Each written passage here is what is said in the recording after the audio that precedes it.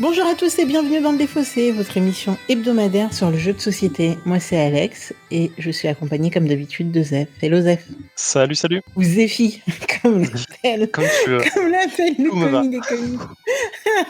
Non, je veux pas lui emprunter ça. Alors on est déconfinés à l'échelle de la France. Et à l'échelle du Défaussé, on est resté confinés. Donc Oui. pour le moment, on va... Enfin, je sais pas trop quand est-ce qu'on va sortir de ce confinement-là pour le podcast et qu'on va retourner sur des émissions en direct, enfin en face à face. Mais en tout cas, aujourd'hui, au programme Zéphiriel, j'ai pourtant encore un jeu Steam, Ah, si ça te va. bah ça me va toujours. Tu sais, moi, jouer aux jeux, mêler jeux vidéo et jeux de plateau, c'est parfait. Bon, ben, en plus, c'est vrai. Ouais, c'est pas mal. Écoute, là, on est bien. Du coup, aujourd'hui, je t'amène dans un monde d'art et de beauté et de création, voilà, et de draft. Parce qu'on sait tous que j'aime le draft. Et Ça faisait donc, longtemps. aujourd'hui, c'est... Et ça faisait longtemps qu'on n'avait pas fait de draft. Ça fait longtemps? Ouais, Ah j'ai bon? l'impression, hein. Tant que ça? Je sais pas. Bah Mais si, le non, terrain... Oh si. Attends, je sais plus. Je dis ça, mais j'ai l'impression qu'on n'a pas fait depuis des... t'as peut-être raison, mais c'est parce que j'en fais à côté. J'ai joué très récemment à Wanami. En plus, je dis ça, on a fait Terraforming il y a pas très longtemps, donc c'est faux. C'est vrai. Non, mais voilà. Mais en plus, tous les deux, on zappe, donc c'est magnifique. Bref, alors, tu veux savoir à quoi on joue aujourd'hui ou pas? Bah moi je veux connaître quel est ce jeu de lumière, de création et de beauté. Alors aujourd'hui, je t'amène faire des vitraux du côté de Sagrada. Ah, Je sais même pas si c'est une ville. Sagrada il me Familia, ça me dit un truc. Je sais que c'est une expression ou je sais pas, mais je sais pas semble exactement que si c'est c'est une une ville au ville ou pas. Portugal, non? Je peux dire une connerie? C'est une ville, hein? Ouais, quelque chose comme ça. Ou c'est en Espagne? C'est en Espagne. C'est en Espagne. Franchement, je vais même pas faire semblant de savoir parce que je ne sais pas. Il me semble-t-il que ce que je vois là, c'est une espèce de cathédrale Ouais, mais du coup, c'est quoi? en C'est juste une Espagne. cathédrale? Ou C'est pas c'est un mal, hein. lieu? Bon, bref. C'est à Donc, je Barcelone. t'emmène du côté de Sagrada. Non, Putain, c'est vrai, c'est à Barcelone. les incultes! Non, mais c'est chaud. Ouais, en même temps, on a un podcast de jeux de société, hein, pas Pas de géographie. de Ça va. culture G. Hein. Donc, voilà. La justification. Euh, Alors que personne m'a rien demandé, t'as vu? Et du coup, on va faire des vitraux, toi et moi. On va faire des vitraux. Alors, Sagrada, ce qui est cool, c'est que c'est un jeu un petit peu carrément abstrait, comme plein d'autres jeux du genre Patchwork, etc.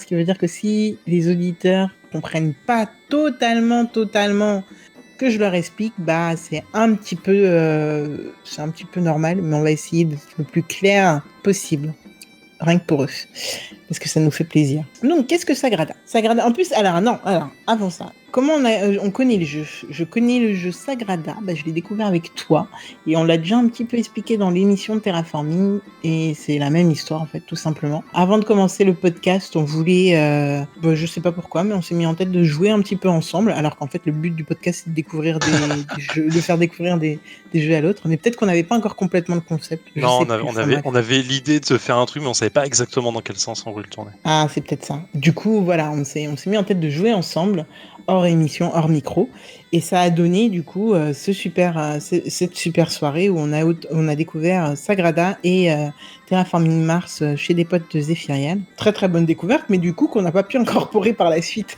à l'émission parce que on l'avait découvert ensemble et que bah, du coup ça, enfin l'un et l'autre connaissions le jeu et du coup ça perdait un petit peu son sens et on avait tellement d'autres jeux à faire que bon. Voilà, il est un peu passé à la trappe. Grâce à ce confinement, du coup, on a encore une fois l'occasion de redécouvrir ce jeu et surtout d'en parler dans l'émission. Donc ça, c'est super cool. Et donc voilà, c'est comme ça qu'on a découvert. Est-ce que mes souvenirs sont exacts, Sophia? Ces souvenirs sont exacts. C'est le jeu de deuxième partie de soirée après un gros terraforming en mode décompression. J'aime bien ce genre de jeu, c'est marrant. C'est assez rapide, c'est assez simple et voilà, c'est le jeu que tu peux sortir assez rapidement malgré la taille de la boîte qui est pas mal quand même. Donc petite fiche wiki, qu'est-ce que Sagrada? Sagrada donc c'est un jeu de Adrian Adamescu et Daryl Andrews, illustré par Peter Woken et édité en France chez Matago. Et donc voilà, comme je te disais, je vais t'inviter à venir avec moi faire des vitraux. Des vitraux bien entendu qu'on va essayer de faire les plus beaux possibles, donc avec plein de couleurs et des nuances. Ces vitraux vont être caractérisés par des dés qu'on va essayer de placer sur chacun son petit plateau qui va faire environ cases par 5. Et Ouais. l'idée, ça va être de remplir nos plateaux en faisant plein de choses. Déjà, on va essayer de remplir des objectifs.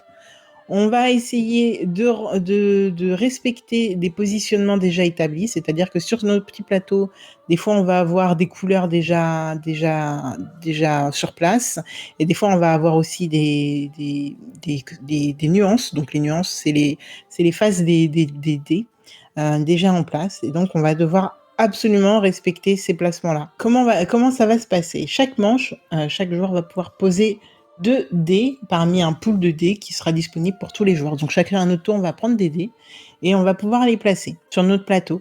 Quand on ne peut pas placer un dé, eh ben, malheureusement, c'est perdu pour nous. Et à la fin de la partie, il y a des chances que ça nous coûte des points.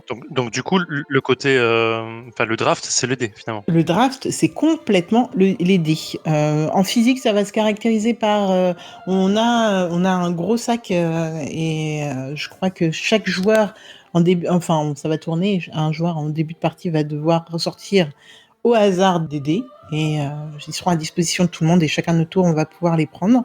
Et là dans le jeu, il y a pas ce petit sac, mais bon, c'est le jeu qui gère tout ça et c'est quand même assez cool. Dans le même temps, on aura chacun un objectif caché qui peut être donc qu'on va pouvoir, on va souvent, enfin, je crois que même c'est les seuls objectifs cachés qu'on a, c'est une couleur qui nous est affiliée et on va pouvoir à la fin de la partie scorer en additionnant les faces des dés de cette couleur. Donc si on a que des 6, bien sûr, c'est jackpot. Après, ça peut être d'autres choses. Et on aura des objectifs aussi qui seront publics et qui seront communs à tout le monde, du genre avoir sur une ligne ou sur une colonne, avoir le plus de dés différents, que des dés différents. Et on va scorer par ligne ou colonne qui remplit cet objectif. Il y a plein d'autres manières de scorer parce qu'il y a plusieurs autres cartes qui le permettent. Et voilà, donc c'est un tout petit jeu qui dure franchement, je pense, à tout casser 20 minutes. Ça va dépendre du nombre de joueurs, bien entendu. Mais, ah oui, parce que dans ma petite fiche wiki, j'ai pas dit le nombre de joueurs, mais ça joue de 1 à 4 joueurs et pour 14 ans et plus. Voilà, c'est un tout petit jeu. Je crois que sur Steam, il coûte 7 €. Oui, il est pas très très cher, mais il est étonnant parce que finalement tu te retrouves, enfin c'est un puzzle dice Et dit avec du comme ça, tu draft. vois, je crois que ça m'attirait pas du tout. Un puzzle dice avec du draft, tu vois. T'es là, mais ok. Et en fait, quand il joue, je trouve quand même ce jeu Ouais. est vraiment, vraiment très cool. On reviendra dessus au débrief, mais c'est vrai que le jeu physique est vraiment très, très beau. Genre, tu vois ton vitrail, ouais, tes vitraux, tu les vois. C'est un jeu qui donne envie. On dirait des bonbons, en fait. On dirait un ensemble de bonbons, et moi, j'adore les bonbons. Donc, ça me parle et ça. Bah, moi, ce que j'aime bien sur le jeu physique, t'as cette notion. Les dés, ils sont agréables, ils sont beaux. T'as cette manipulation qui est plutôt agréable et le fait de les placer, parce que t'as un petit carcan dans lequel tu viens de les placer, qui est un carcan qui est unique à chaque fois. C'est-à-dire que tous les joueurs n'ont pas le même. Je pense utiliser cette variation et de couleurs et de nombres. Chacun a le sien, donc tu peux pas te marcher vraiment sur les pieds. Petite anecdote supplémentaire avant qu'on se lance dans la partie. Ce jeu, il est tellement beau qu'à un moment, en début de confinement, il y avait la belle-fille d'un des animateurs mince, Proxy Jeux qui fêtait ses 18 ans. Il nous avait demandé de faire des petits messages pour elle parce que la pauvre, elle l'a fêté toute seule, du coup, ses 18 ans. Et j'avais monté un truc pour Mhm. sa fille avec les dés de Sagrada, tellement ils sont beaux. Et ça donnait un truc super cool. Enfin, moi, j'aimais bien en tout cas. Ah oui, c'est vrai, je m'en Et ça souviens. avait l'air de lui faire plaisir. Mais vraiment, ces dés, ils sont juste à croquer. Moi, je kiffe. Zéphiriel, est-ce que tu es prêt à faire du vitro ou pas? Du vitrail? Mais je suis prêt Tout est de prêt. ouf. J'ai mon truc de soufflerie de verre à côté de moi.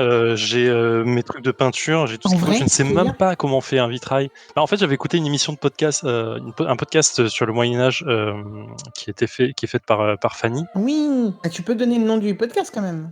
C'était Passion médiéviste. Elle avait écouté un mec qui était super intéressant, qui expliquait son métier en fait, il rénovait les vitraux. Et voilà, et il l'expliquait, et j'ai complètement oublié comment on faisait, et voilà, c'était super intéressant. Mais du coup, ça me parle complètement, j'adore.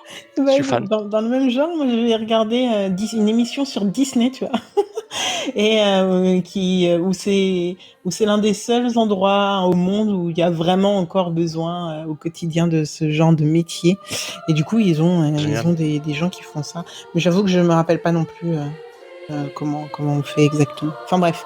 Donc sur T'auras ce, l'occasion de regarder. émission avec le plus d'anecdotes trop cheloues. Donc on s'arrête et on commence la partie. Allez, on y va. Je comprends pas si tu le mets en... Ah oui, bah non. Ah, je pourrais pas jouer le 3 sur le 3 ou le bleu sur le bleu, quoi. C'est l'un ou l'autre. Donc, tu sais quoi, je vais le garder comme ça, j'aurai juste pas le bleu, quoi. 1, 2, 1, 2, 1. Il me faudra un 4, Ah mais je oui. peux pas en placer nulle Tu part. peux Je pas. peux en placer un. Si, je peux en placer un là. Putain, je suis vraiment bête moi aussi. Hein. Ça va pas là, hein? Non, vas-y, on rejoue. On va pas faire... Non! Ah, ouais. On va pas faire ça, on va faire ça. Je peux pas jouer. Putain, je peux rien Ton jeu, jouer. il est horrible. Si, tu peux jouer. Tu peux jouer un des trucs. Allez, faut que je retourne un dé là. Attends. Non, Qu'est-ce que je peux tu faire peux faire un truc là. Je peux mettre dans les cases qui correspondent pas à ce que je veux. Non, il y a un truc que tu peux faire sans conséquence pour toi là. Pourquoi? Ah, putain, il y a le 3 à côté, je suis trop con. Si je change le 5, ça va me donner un 2. 2, je pourrais le jouer. Alors, on va faire ça. Putain, le gars, il regarde que la moitié des trucs, quoi. Je peux rien jouer. Il a demandé une Il a fait faveur exprès. pour changer un dé pour pas que je joue. C'est énorme quand même. Genre, le jeu joue contre toi. Je pense qu'il y a un truc. Et nous voilà de retour dans le défaussé après 20 minutes de Sagrada sur Steam. Zéphiriel, tu connais le jeu, mais qu'est-ce que tu as pensé de sa version Steam? Alors, sa version Steam est plutôt bien. Je vais être franc avec ça. Je le trouve assez agréable à jouer en vrai. Il est fluide. C'est plus visuel que sur la partie plateau. C'est-à-dire quand t'as le jeu en physique, parce que l'accent visuel est vraiment mis sur ton vitrail et sur tes dés et tout ça. Donc c'est assez clean. L'interface est clean pour pas que t'aies à chercher midi à 14h. Parce que sur la version plateau, tu as vraiment tous les dés que tu places. Donc, tu vois, une visibilité qui est différente, qui est plus nette. Tu peux aussi plus facilement aller voir les autres joueurs, voir ce qu'ils font, parce que ça passe de plateau en plateau. Donc, tu vois vraiment ce que font les autres joueurs, tu vois vraiment leur jeu. La lisibilité est... Ouais, top. Ouais, elle est 10 fois mieux. Voilà, j'ai un petit regret de manipulation sur ce type de jeu. Parce que en vrai, ce que je disais en première partie, j'aime vraiment l'objet du dé et du coup se lancer, cette manipulation physique. Je trouve qu'elle manque vachement sur ce type de jeu et du coup ça casse quand même une bonne partie du plaisir de jeu là-dessus en fait. Je sais pas ce que tu en penses toi. Bah ouais, moi je suis totalement d'accord avec toi de ce côté-là. En fait, je pensais commencer l'émission en disant que c'était ma déception steamienne de ce confinement, tu vois. Parce que du coup, c'est vrai que j'ai un vrai regret sur le plateau et la beauté du jeu physique. En fait, ce qu'on gagne en lisibilité, on le perd en beauté et en ambiance de jeu, je trouve. Ouais, je suis d'accord. Je suis complètement d'accord. Après sur cette partie-là en particulier, je suis un peu vénère pour deux trucs. Explique-nous, Zéphiriel, qu'est-ce qui s'est passé? Alors pour ça, faut revenir sur comment on place un dé sur son plateau de jeu, ce qu'on n'a pas fait en première partie, donc je te laisse expliquer. Oui, ce que j'ai pas dit en première partie, c'est que déjà quand on commence du coup ce jeu, on est obligé de placer les dés aux abords du plateau, donc, et par la suite, on ne peut forcément positionner nos dés que par rapport à ceux qui sont déjà placés, donc soit en diagonale, soit sur les côtés, mais en tout cas, on pourra pas aller 3 ou 4 dés plus loin, placement plus loin. On est obligé de continuer le chemin qu'on a déjà commencé. Tu peux pas faire ça et tu peux pas placer deux dés qui ont le même chiffre. Et du coup, là, je sais pas comment j'ai fait mon compte. Je devais placer à côté, enfin, sur mon plateau de jeu, j'avais un dé bleu à placer et juste à côté, un 3. Et j'ai placé sur le dé bleu, sur la place bleue, j'ai placé un 3 bleu, ce qui m'a bloqué tout du reste sur la Ce partie. qu'il a pas du tout bloqué. C'est deuxième manche, non, que tu fais ça en plus. Ouais, genre deuxième Donc tour, ça ouais, t'a je bien fais ça. bloqué Je après, sais quoi. pas pourquoi Ouais. j'ai fait ça, comme un idiot. Déjà ça, et vers la fin de jeu, je suis sur un des derniers tours de jeu, ça devait être tour 7 peut-être, 7 ou 8. Je suis le dernier à jouer du tour. J'ai un dé que je peux placer sur mon plateau. J'ai plus qu'une seule possibilité sur ces 7 de dés là. Et donc on avait 2 PC avec nous, 2 IA, et l'IA qui joue juste avant moi ne peut pas jouer, elle peut pas prendre de dés. L'IA utilise une de ses faveurs pour changer la face d'un dé, parce qu'on peut faire ça, et elle le fait juste pour m'emmerder moi, pour pas que je puisse jouer ce dé-là juste après. C'est affolant. Qu'est-ce qui s'est passé? Sachant qu'en plus, c'est trop marrant parce que pendant la partie, Zephyriel est en train de m'expliquer qu'il jouait à Carcassonne et que les bots jouaient contre lui. Et franchement, juste après ça, il se fait encore bloquer par un bot sur Sagrada. C'est juste énorme. Parce que c'est le seul à qui c'est arrivé de toute la partie. Ah, mais là vraiment, c'est plus que désagréable pour le coup. Je comprends pas. C'est Donc voilà, je suis énorme. un peu dégoûté quand même pour ça. Bon, je vais pas m'en plaindre plus que ça, mais quand même. Un Et petit peu. je finis en bon dernier. J'ai 43 points. Alex finit seconde avec 53 points. Et le bot en question, d'ailleurs, C'est finit celui qui a premier à tout fait les 57. coups Fury. Ah, c'est Voilà, abusé. 55 en ayant 2 placements sur soi. Ah oui, parce que du coup, à la fin, tout emplacement vide enlève des points. Et lui, c'est le seul qui finit avec des emplacements vides, avec du coup Zéphyrier et son fameux emplacement bleu, là. Et quand même, on est dans la merde. On se Ouais, fait c'est dingue. poutrer par un putain de bot, là, et pour rien. Mais bon, c'était marrant quand même de faire cette partie. C'est là où je pense que le jeu, il est pas fait pour être un gros jeu gamer, mais plus peut-être casual. C'est que il est pas punitif, pas beaucoup punitif en tout cas pour les emplacements vides. C'est-à-dire qu'un emplacement vide, ça te donne finalement qu'à moins 1 point à la fin. Et si tu si tu cherches plus à maxer Tes objectifs. ton objectif perso, tu peux avoir un emplacement vide pour avoir un dé à 6 qui te rapporte 6 points à la fin. C'est pas désagréable. C'est clair. Non, il a bien joué, hein, cette Teresa là. Teresa. C'est ça. Très très bien joué. Et du coup, mine de rien, enfin tu vois là, j'ai fait plusieurs parties pour préparer l'émission. Et alors, ce que on peut regretter, parce que quand même on va parler un petit peu de ce qui se passe sur la plateforme Steam. Ce qu'on peut regretter, c'est que moi, toutes les fois où j'ai essayé de jouer, donc avec des gens, les gens sont sur des parties fermées. Ils ont des parties avec mot de passe. Ce qu'on peut faire aussi, par exemple, sur Site, Terraforming et tous les autres jeux qu'on a présentés jusqu'ici, mais qui est pas vraiment fait par les communautés, même sur Mysterium, etc. Les gens ont pas tant... Enfin, certains bloquent leur partie pour jouer entre amis, hein, ça, y a pas de souci. Par contre, pas tous. Et là, moi, j'ai essayé plusieurs fois de faire des parties même en créant moi-même, mais impossible, les gens font leur partie en privé et ça, je trouve ça dommage, vraiment. Parce que Ouais, du c'est coup, bizarre qu'il y ait cette envie de faire. Enfin, ouais. T'as envie de jouer avec des gens que tu connais seulement, quoi. C'est bizarre. ouais, c'est ça, t'as juste envie de rester. Quoique, nous, on vient de le faire, hein, concrètement, pour être que 2 dans notre partie. Mais bon, ça s'explique du fait de l'émission, on va dire. Mais ouais, non, c'est vrai, ça fait un peu chier, en fait. Sur des gros jeux, je peux comprendre qu'on n'ait pas envie qu'on nous tue une partie, comme ça m'est déjà arrivé plusieurs fois sur Terraforming où tu joues et qu'au bout de 2 heures de jeu, il y a quelqu'un qui joue plus, donc qui bloque la partie. Clairement. Mais sur là, ça dure 20 minutes à tout casser. Enfin, je suis pas trop Ouais, sûre de pourquoi. c'est étonnant, je sais pas. C'est un peu regrettable et surtout j'ai pas l'impression qu'il y ait beaucoup de monde qui joue à Sagrada malheureusement. Donc au final, quand t'as quatre parties de salons lancés ou en tout cas en cours de lancement et qu'ils sont tous fermés, heureusement que sur Mysterium c'est pas comme ça. Clairement. Donc voilà, mais sinon ouais, donc voilà, j'ai fait plusieurs parties.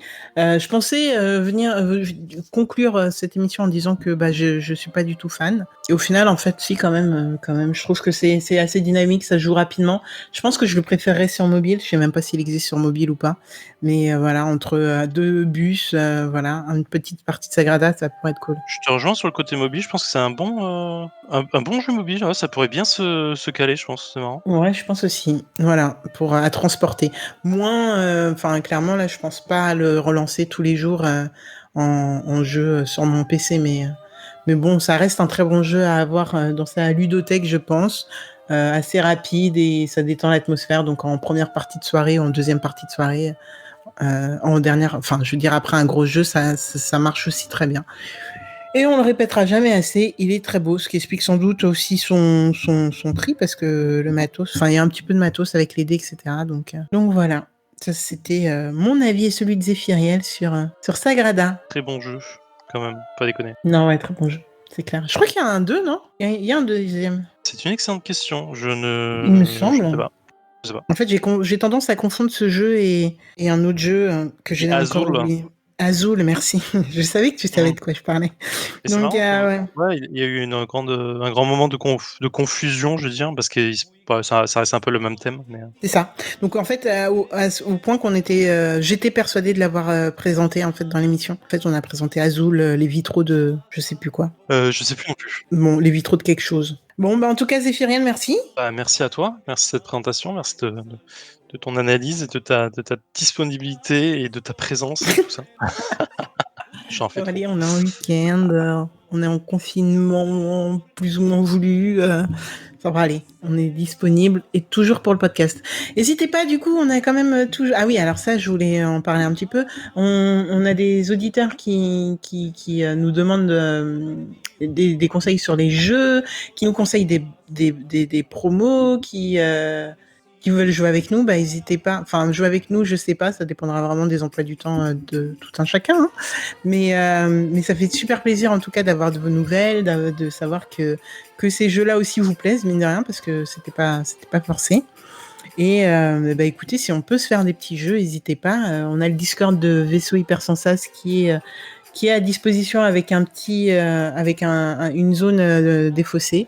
On n'y est pas souvent, comme l'a fait remarquer Théo Rivière récemment. Mais si on passe par là et que vous êtes disponible ou chaud pour jouer à certains jeux, écoutez, je pense qu'on peut s'organiser des choses. Voilà, Oui, voilà. clairement, bah, après, les pseudos Steam n'ont pas changé, par rapport à nos noms sur le truc, donc effectivement, il faut pas hésiter à rajouter les gens. Je crois que j'avais fait ça dit ça à un moment, mais faut pas hésiter à nous rajouter sur Steam, en fait, en vrai, on est là pour Exact. ça, quoi. Ouais, il y a moyen qu'on passe des bons moments. Clairement. En attendant, du coup, Zéphiriel, c'est toi qui est à la barre la semaine prochaine. Absolument. Et j'ai absolument aucune idée. Et écoutez, bah, on a hâte. On se retrouve la semaine prochaine. Éclatez-vous, jouez. Ciao. Ciao.